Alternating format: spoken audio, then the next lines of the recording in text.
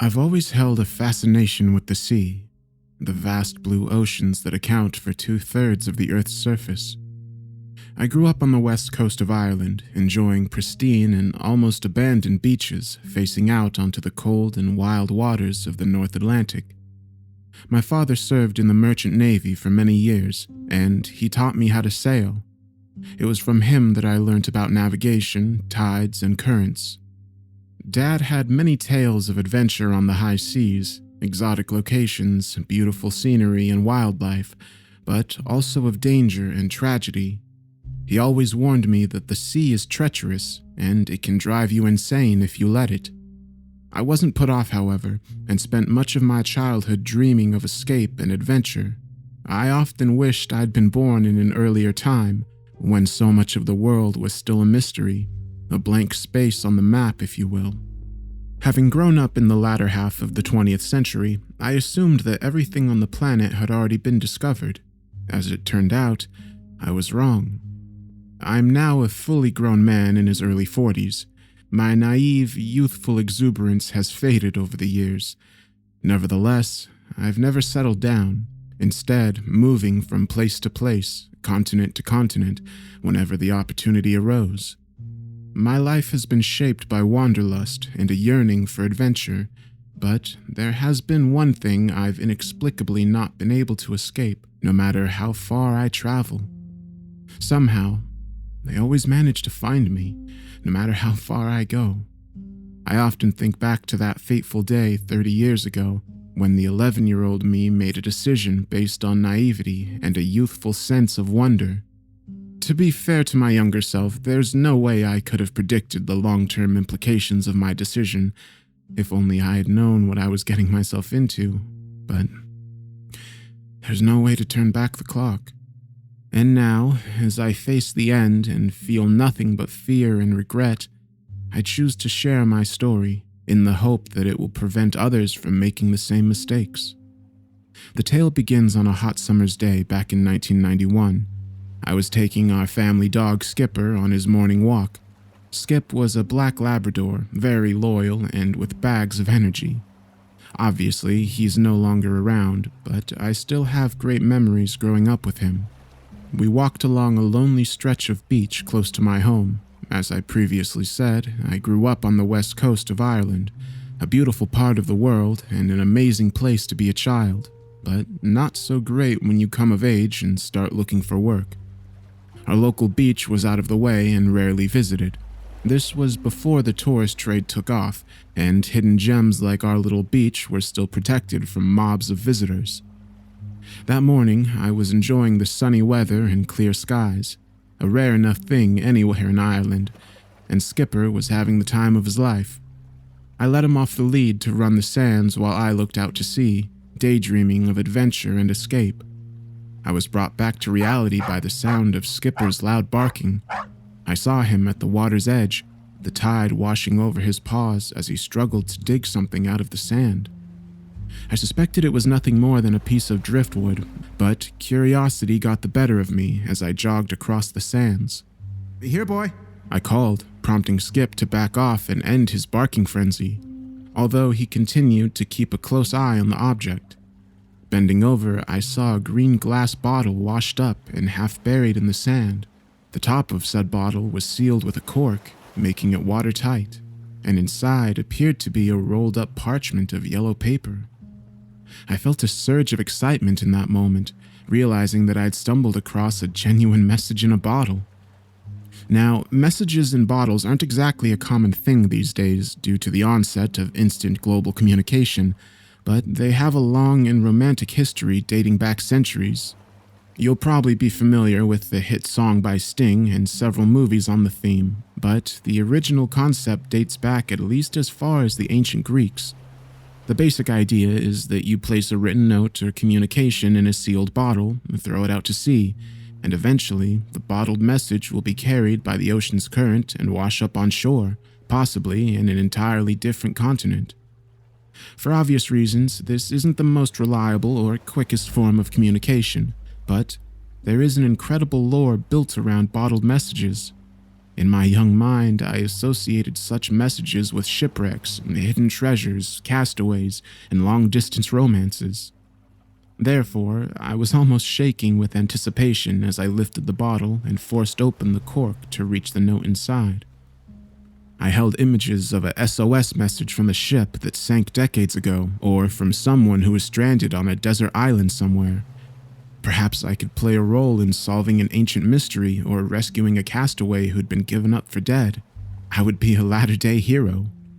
Looking back now, it all seems rather ridiculous, but I was an 11-year-old boy yearning for adventure.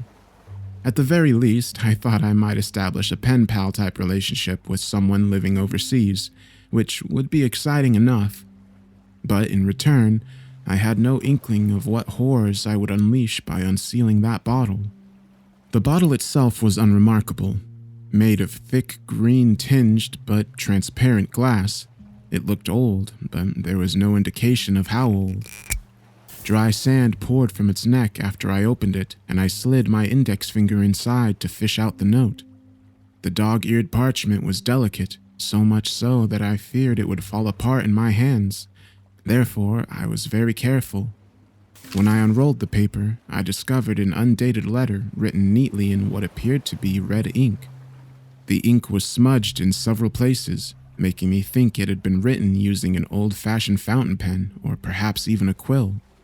The content itself was more or less in modern English, and both the style and vocabulary made it seem like it was written by an educated person.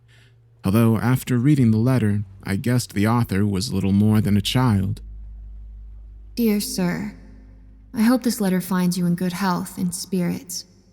I'm writing in the hope of establishing a correspondence and perhaps forming a bond that stretches across oceans. My name is Emily, and I live on the small island of Satyaнаga with my mother and father. Our home is beautiful, but isolated and sometimes dangerous. Winters are long and cold, and we are plagued by wild beasts. Ferocious bears as big as cows and white like a swan, and a beast as large as an ox which lives in the sea, with 2 teeth in its mouth, like those of an elephant. During the daylight hours, our island is covered with snow-white nesting birds, while a feathered umbrella of thousands more fly and screech above our heads.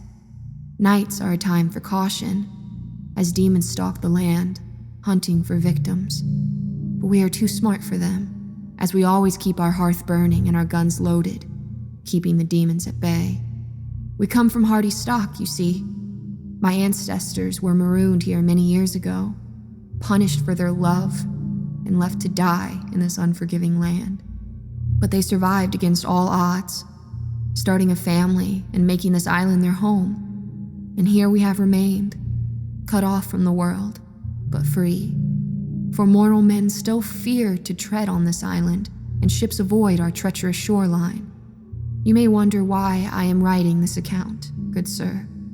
I'll confess that I am sending this message without my parents' knowledge or consent. Please do not judge me too harshly for my small act of rebellion. As much as I love my parents, I do get very lonely, and I yearn for a connection with the outside world. I should warn you, establishing a correspondence with me is not without risks. There are nefarious powers that wish to prevent such things. Nevertheless, I ask that you take the risk, good sir. Please, tell me about your life, your family and home, your hopes and dreams. I wish to know everything. I cannot tell you the location of my island, and it doesn't appear on any man-made maps. What I can tell you is that any letter sealed in this bottle and set adrift on the sea will reach me, and I will write back. I sincerely look forward to hearing from you, good sir. Yours faithfully, Emily. I reread the note several times over, my hands still shaking as the seawater washed over my ankles and Skipper waited patiently by my side. Now, looking back with the benefit of hindsight, the bizarre letter contained a number of red flags, particularly the references to demons and a mythical land. The most obvious explanation was that the note was an elaborate hoax, but I was a naive 11-year-old boy with a fertile imagination and lust for adventure, and so all this talk about mystery islands and lost legends got me excited, I wanted to connect with this world and be a part of this fantasy. I didn't tell any of my family members or friends about my discovery, not even my mom and dad. I don't know why exactly. I guess I thought they wouldn't believe me, or perhaps I just wanted to keep it as my little secret. In any event, the next day I wrote a letter, sealed it in a bottle, and tossed it over the cliff's edge, watching as it was carried out to sea until the green glass disappeared under the waves. I didn't keep a copy of the letter, and I can't remember exactly what I wrote all those years ago. Needless to say, it was the type of nonsense that an 11-year-old boy would ask, telling Emily about myself and where I lived, while asking her questions about her life on the island, which sounded much more interesting than mine. The fact that I threw the bottle into the ocean expecting it to reach Emily was obviously ridiculous. If you want to establish a correspondence with someone using a message in a bottle, you provide your address and contact details on the letter, allowing the finder to respond by conventional methods. The odds of a bottled message being released at random and somehow making its way across thousands of miles of ocean back to its original sender are virtually nil. Nevertheless, that's what I did. And I waited in vain to receive Emily's reply as weeks, months, and eventually years passed by with no response. I was bitterly disappointed at the time. Nevertheless, I did do some research on the contents of Emily's original note as I tried to find some evidence to verify her story. This wasn't the easiest thing to do in the days before Google and Wikipedia, but I pieced together the tale from various books and historical records I tracked down over the years. The name Sataniago comes from the Portuguese for devil and is the name of a phantom island that appeared on maps of the North Atlantic during the 16th century. Also known as the Isle of Demons, this mysterious and intriguing isle was allegedly populated by a curious mixture of wild animals, mythological creatures, and evil spirits or demons, all of whom found common cause in tormenting civilized men. The location of the island differed depending upon the map, but it was widely believed to be somewhere off the coast of Newfoundland. There are many tales from the Isle of Demons, but the most famous is that of Marguerite de la Rouge, a French noblewoman who traveled on an expedition led by her uncle during the 1540s, with the aim of establishing a colony in the New World. During the journey, Marguerite entered into a passionate love affair with one of the young officers on board. Her uncle discovered the illicit romance and punished his niece and her lover by putting them ashore on the dreaded Isle of Demons, where they were forced to fight for survival against the savage beasts and evil spirits. The ultimate fate of Marguerite and her officer lover is unclear, with some accounts saying they were eventually rescued by a passing fishing boat, while others claim their spirits remain trapped on the island to this very day. Elements of Emily's letter matched up with the story. Other references were more difficult to explain, but I assumed what she described as wild beasts were in actual fact polar bears, walruses, and the colonies of gannet birds, all being native to that region. But her talk of demons stalking the land at night were bizarre and unnerving. I spent many sleepless nights worrying about such things during my early teenage years, but when I got older, I wrote it all off as a hoax and moved on with my life, doing the things adolescent boys do and planning for my future. I didn't hang around once I finished school, instead moving to Edinburgh to attend university, where I lived life to the fullest while somehow attending enough lectures to obtain my degree. I wasn't ready to settle down into a 9-to-5 job straight after university, so I did what many Irish students do, taking a gap year and traveling to live and work in Australia. I loved it out there, making new friends and entering into a string of short-lived but exciting relationships. I was definitely enjoying my hedonistic party animal lifestyle and thought little of the odd experience I'd had during my childhood. But then, something happened which defied all logical explanation. I was living in Sydney at the time. It was early on a Sunday morning and I'd been partying all night. I walked home along the beach just as the sun was rising, nursing one hell of a hangover as I staggered across the sands. My plan was to go back to my place and get a couple hours of sleep, but fate intervened. I stopped dead in my tracks when I saw it, literally rubbing my eyes in disbelief. There it was, half buried in the sand, right by the water's edge. The green bottle, washed up to the shore. I experienced a cold chill as I looked upon it, and as memories from my childhood came flooding back. From a distance, the bottle looked identical to the one I'd found on the beach in Ireland 10 years before, but it must be a coincidence, I told myself. I was thousands of miles away from my home, on the coastline of an entirely different ocean. There was just no way it was possible. I reassured myself as I looked up and down the beach, before I cautiously made my way along the sands, reaching out to grab the bottle with a shaking hand. On closer inspection, I was astonished to find the bottle was totally identical to the one I discovered 10 years before, even down to the cork sealing it tight. And right enough, when I glanced through the transparent green glass, I saw a dog-eared yellowed note rolled up inside. I felt a mixture of intense emotions in that moment, but most of all, a dreadful sense of foreboding. I became paranoid, having the distant feeling that I was being watched, but when I scanned the beach again, I saw I was on my own. Part of me wanted to throw the bottle back out to sea and never think about it again, but I found I couldn't do so. I don't know why, but I had an uncontrollable urge to open the bottle and read the note contained inside. I knew I might not like what I read, but nevertheless, I had to know the truth. I carefully removed the delicate parchment from the bottle, unrolling it to reveal the same handwriting I'd read 10 years before. However, the tone of the letter was noticeably darker. Dear Sir, thank you for replying to my letter. You cannot know how much it means to me. I very much enjoyed reading about your home and family. Ireland sounds like a wonderful place, and I would love to visit someday.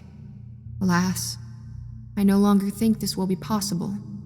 For you see, my family's situation has deteriorated since I last wrote. My mother and father have become ill. I don't know whether their illness is of the mortal world, or if they've been cursed by supernatural entities. In any event, they're often weak and thus unable to maintain our defenses during the long, dark nights. Therefore, it has been my task alone to keep the fire burning and the monsters at bay. The mortal beasts are vulnerable to spear and bullet, but not the demons. The night is their time. I see their shadows circling our cabin during the midnight hour, searching for weakness, always looking for a way in. And I hear their unholy roars through the storm, the hellish din shaking me to my very core. The demons allow me no respite. Their attacks are constant. I cannot remember the last time I slept. I am terrified and exhausted, but I must continue to fight for my parents and my family's legacy. When I feel my courage falter, I think of my ancestor, Marguerite, and she gives me strength. God does not dwell in this place, and so I must survive on my own wits.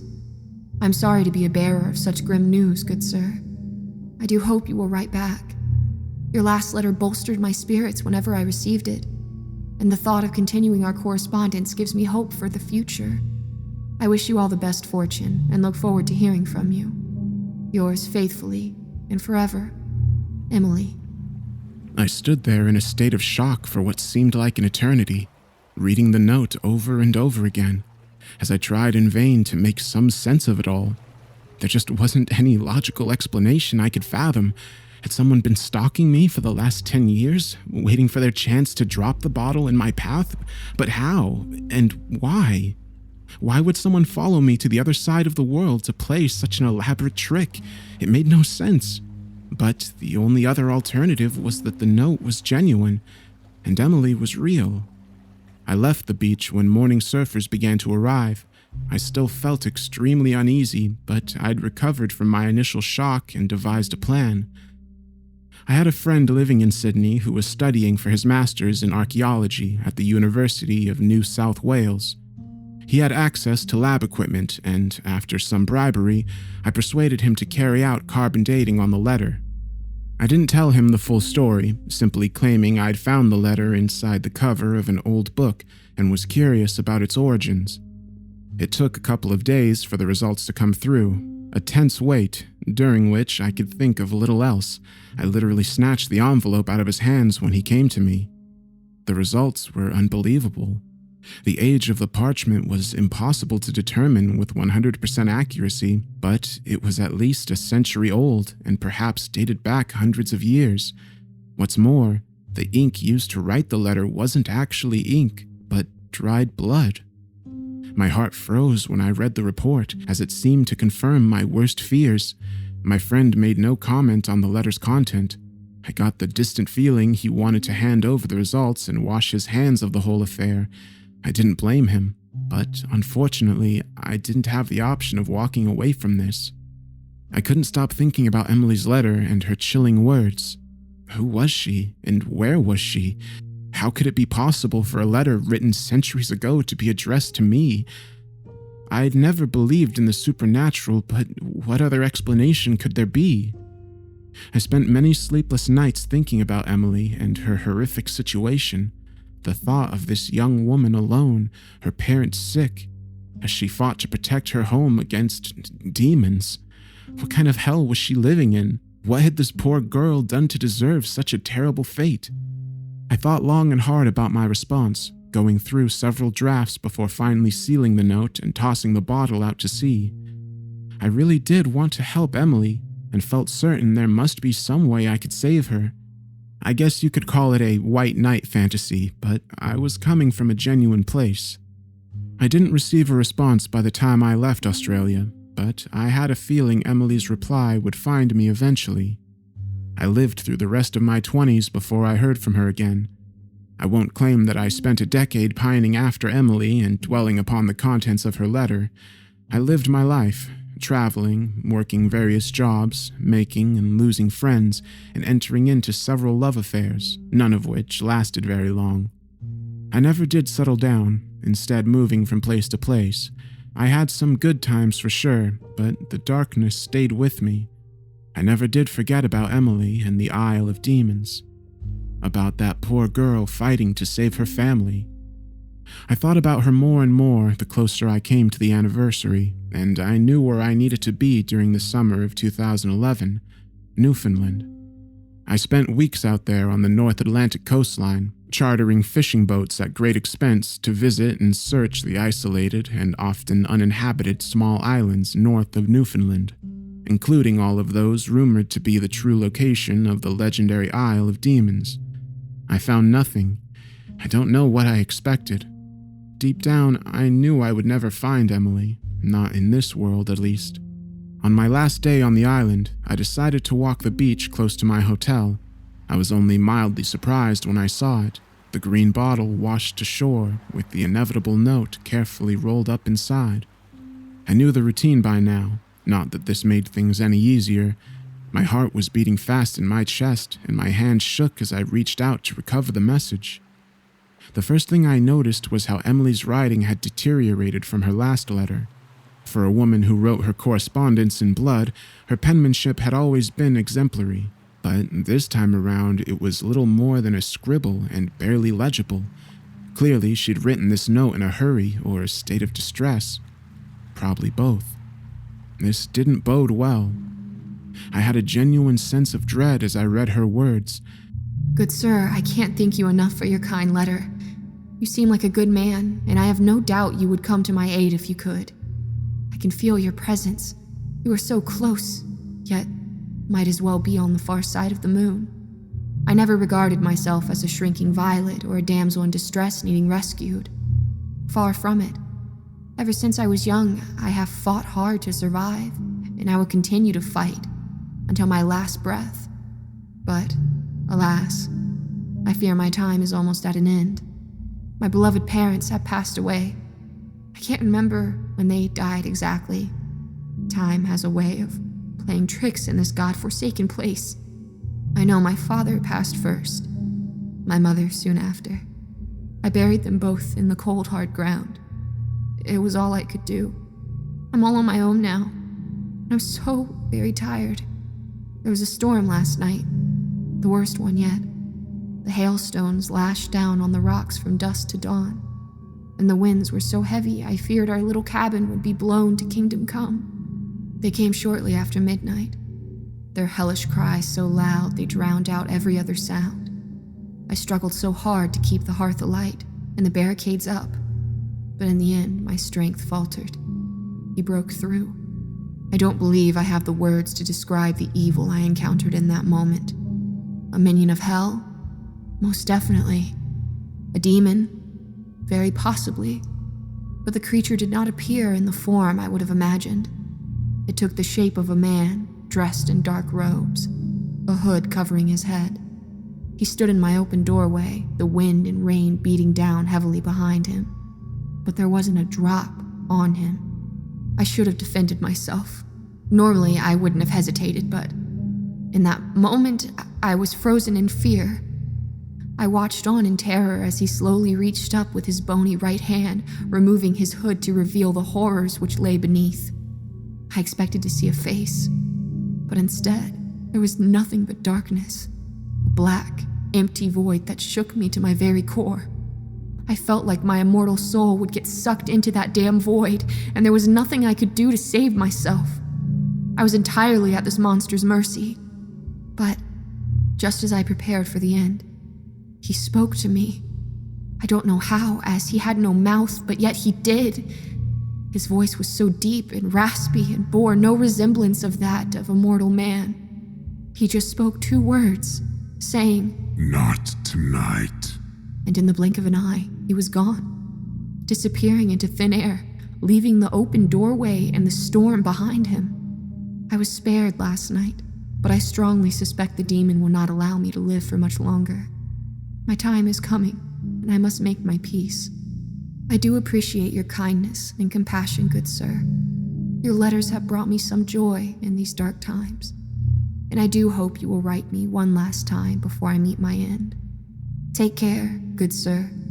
Yours faithfully and forever, Emily. There were tears in my eyes when I read her words. I couldn't bear it. To know Emily was going through hell and there was nothing I could do to help her. My 30s weren't a good time for me. I never did get back on even footing, and my life slowly fell apart. I couldn't commit to a job or relationship and instead drifted, cutting myself off from family and friends and turning to alcohol and drugs to dull my pain. I guess depression was something I'd always had to deal with, but Emily's letter, the last one in particular, cast a dark shadow over me, one I was never able to escape. My depression grew worse the closer I got to my 41st birthday. It had been 30 years since I'd received my first letter from Emily, and her replies had always found me every 10 years, no matter where I was. I could have gone anywhere in the world to mark this grim milestone, but I chose to come home, back to the same beach where it all began.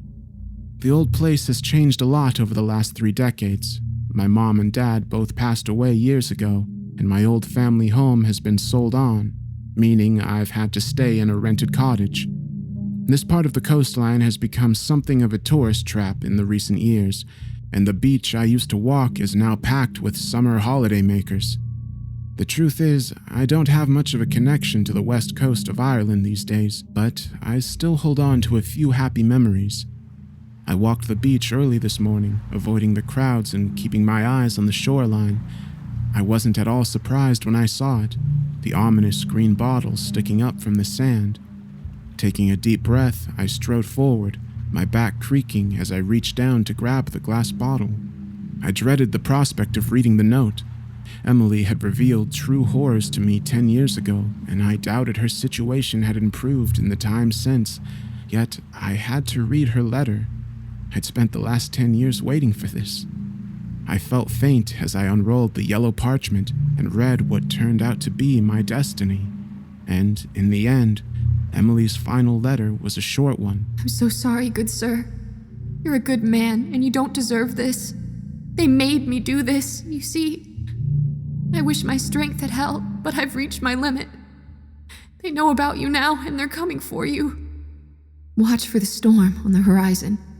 That's when you'll know they're close. I wish I could do more to repay your kindness, good sir. But in the end, our demons will always win. Godspeed, good sir. I pray that you find the peace which has eluded me.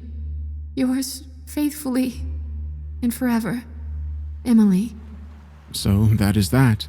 I'm no longer a bystander observing events from afar. The horrors are coming to me. I don't blame Emily, not at all.